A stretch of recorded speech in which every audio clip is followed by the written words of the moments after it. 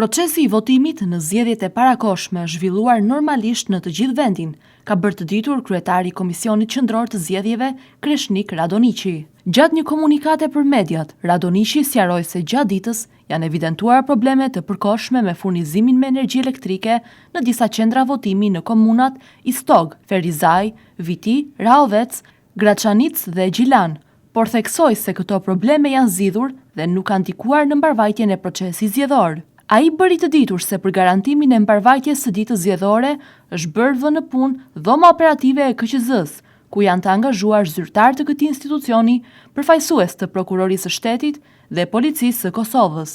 Duke u mbështetur në informacionet e pranuara nga komisionet komunale të zgjedhjeve, procesi i votimit në të gjitha komunat e vendit është duke vijuar normalisht deri në këtë fazë. Nuk është raportuar asnjë problem apo parregullsi që do të ndikonte në mbarvajtjen e përgjithshme të procesit zgjedhor. Sipas raportit të orës 11, në dhomën operative të KQZ-s janë raportuar problemet me mungesë të energjisë elektrike në 6 qendra votimit, që i takojnë 6 komunave: Istog, Ferizaj, Viti, Rahovec, Graçanic dhe Gjilan. Komisionet komunale të zgjedhjeve kanë njoftuar keqësin lidhur me këtë. Po ashtu kemi pranuar njoftim nga komuna e Rahovecit, ku në qendra të votimit është vërejtur se flet votimet kanë shenja të dukshme në numra. Çështjet me energji, të thotë pasi që janë raportuar, janë zgjedhur. A presim se do të ketë prap probleme me energji, është e mundshme.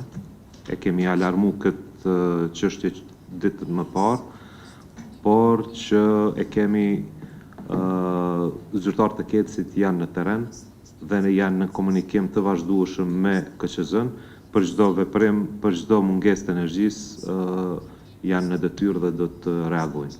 Komisioni Qendror i Zgjedhjeve konfirmon se në orën 16:09 minuta, mbi 580.000 qytetarë kanë shfrytëzuar të drejtën e tyre të votës.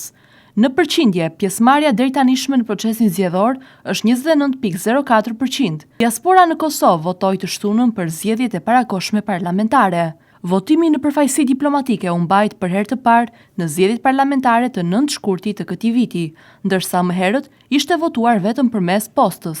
Në total, sipas Komisionit Qendror të Zgjedhjeve, ishin 40 qendra votimi, që përkasin 16 ambasadave dhe 13 konsullatave të Kosovës në 18 shtete të huaja.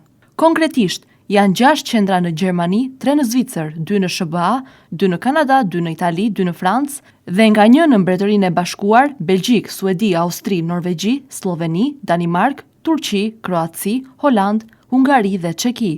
Në zgjedhjet e para të fundit parlamentare, lëvizja e vetëvendosjes doli e para nga votat në përfaqësi diplomatike.